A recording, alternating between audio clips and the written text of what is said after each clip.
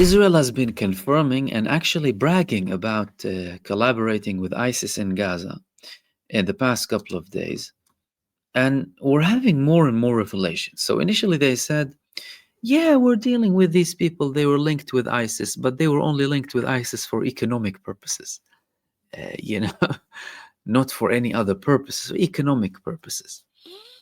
Then they had another report saying that these people are criminals. They deal with prostitution and with drug smuggling and potentially human trafficking too. Then today they had another report saying that, you know what, these people, we don't know if they would be even obedient to us. Previously, some members of them, they launched missiles on Israel before, and we wouldn't be able to necessarily protect ourselves from these people. But now we have another interesting revelation. What is this revelation? Well, a man who is dealing with this militia that Israel is managing inside of the Gaza Strip, this man over here, this was circulating as well in social media, circulating on social media again. Look at this. He's carrying weapons. They're operating in the east of Rafah under Israeli protection. His name is Ghassan al-Dahini, the actual person responsible for the militia that is cooperating with the Israeli occupation and genocide forces. But look at something here in this video. It's going to be very interesting, and it raised a lot of questions on social media, is the fact that he has an Emirati number plate. Can you see this here? It says Sharqa, Sharjah. That's the United Arab Emirates. Now, again, this video has been circulating on social media, and people are asking questions. What is an Emirati number plate doing with this man? Then again, he, according to Rust, this network, by the way, said that he also published another video of a truck taking military equipment through the deserts. Which deserts are we talking about? That's the video of him several days back, by the way, that I published after the Palestinian resistance had an ambush against this militia and basically blew the heads off some of these people because they said we're going to consider them IDF and we will treat them accordingly. But the main question, this was released by Al-Qassam Brigades, by the way, but the main question is, well, what is this number plate about? How is he getting this number plate there, right? An Emirati number plate. And does it have to do with a connection between the two? Are they funding him? And if they are funding him and supporting him, how are they getting this inside of the Gaza Strip? Where is it coming from? Lots of questions being raised about this. But what's for sure is that these people are, well, clearly equipped, clearly supported. Israel already confirmed that they support these people, arm them and fund them too. And then they're actively showing themselves in the streets and not denying, at least, that they are operating with Israel. Now, the final thing that I wanted to talk to you about is this move here coming from Donald Trump. Zelensky is saying that the United States sent 20,000 missiles bound for Ukraine to the Middle East instead. Ukraine and Russia have been exchanging heavy blows, well, considered to be the heaviest since the beginning of the war between the two countries in 2022. And Russia has been having daily attacks of drones, Shahid drones to be precise, with Iranian support, of course, for Russia. Hundreds of them, 500 reported in the past few days, 500 a day or a night. And of course, Ukraine, it needs missiles to intercept them. Now, the United States was carrying out a shipment to Ukraine, and Zelensky is now confirming that the United States diverted the shipment.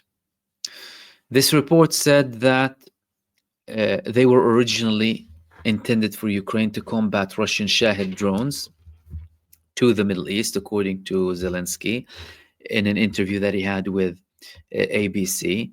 And Zelensky said, "We have major problems with Shaheds, which are the Iranian drones.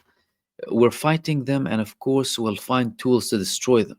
But we had found something and decided, I think it was under the previous administration, it was Defense Secretary Austin. We settled on a project and we were counting on it. 20,000 missiles to fight Shaheds. It wasn't expensive, but it was a special technology. We were counting on these 20,000 missiles. This morning, my defense minister told me that the United States has transferred them to the Middle East. Now, Donald Trump has been critical of the war between Russia and Ukraine. He tried to mediate, tried to reach a ceasefire. It clearly hasn't worked yet. But the fact that he is moving now shipments that were meant to protect Ukraine in the middle of the war, that can be considered somewhat support for Russia.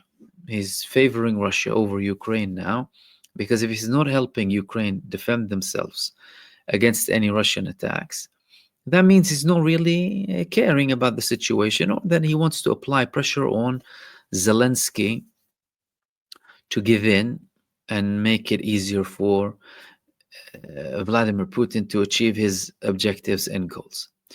Another thing is, well, he's moving them to the Middle East.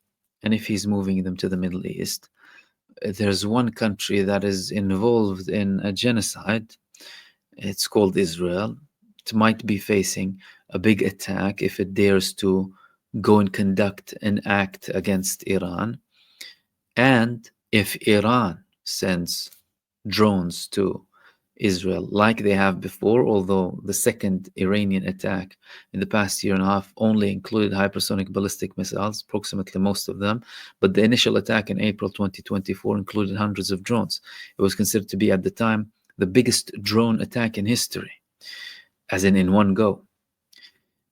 Well, Israel would need them. Is he going to send them to Israel and hide it, or keep it with the United States forces inside of the region in case there's an attack coming from Iran that would include drones, so that they can be used against them? That raises more questions about the real intentions of the United States with Iran, especially with the fact that we haven't seen a ceasefire. No adequate pressure is being applied on Israel and Benjamin Netanyahu to stop the genocide and barbarism inside of the Gaza Strip. All we're having is, well, lip service coming from American and European leaders. No concrete actions yet. Nothing that reached a level that it's stopping Israel. And guess what? They have the power to. They have the power to give Israel an ultimatum to stop the genocide, but they're not so far, and that makes them complicit. I mean, we already know that they're complicit, but it's proving again that they're complicit. The talks are not going the way they were intended to go in the beginning between Iran and the United States. The United States still confirming that it wants Iran to stop enriching uranium. That's a red line for the Iranians. The Iranians will never stop enriching uranium for the sake of the United States or Israel or anyone else. It's a case of sovereignty and dignity. So where are things going? Trump has told Benjamin Netanyahu, don't attack. We don't want an attack against Iran, although they're having these unsuccessful talks at the moment. Lord knows if we will have a breakthrough. But more and more reports are talking about Israeli preparedness to conduct an attack against Iran. And the United States, at that point, will be forced in the picture. It will be forced into the battle, because Iran will be attacking United States bases. That's the latest confirmation from Iran that we heard from the Iranian officials several months back. If there's an Israeli attack on us, American bases in Arab countries surrounding us, despite our brotherly, relations with them, they will be attacked. because the Iranians are not convinced that America will not be supporting Israel, by the way, which means that there's something going on there, something very suspicious. And the talks about this Israeli preparation, and Benjamin Netanyahu is really serious about going on this war with Iran to save himself from his internal situation, they're getting more and more momentum because Benjamin Netanyahu is facing collapse. There's a motion against him to dissolve the Israeli Knesset. Members of his coalition are going to vote for it. That would put Benjamin Netanyahu in an imminent risk of his government collapsing. If his government collapses, that means he will not be voted again. Very unlikely that Benjamin Netanyahu will win any election after this. But the most dangerous thing is he will lose some of those things that he's enjoying now as a prime minister. For example, banning an inquiry from happening about the 7th of October, an independent inquiry or state inquiry, full inquiry.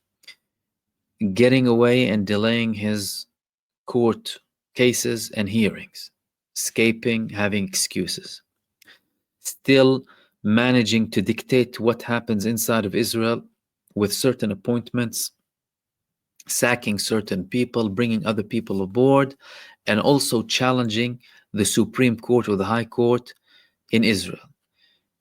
And all of the other perks that come with the position of the prime minister. This is a lot of pressure on him. And if that for Benjamin Netanyahu, as suicidal as it may sound, by the way, because like we quoted Brick earlier on, Israel is already committing mass suicide with what it's doing inside of the Gaza Strip, and Hamas has indeed defeated us, according to him. Netanyahu wouldn't really care, and he would potentially go for that final blow with Iran, even if it would entail the risk of landing an attack on Israel, landing a blow on Israel so hard that Israel would not be able to get out of.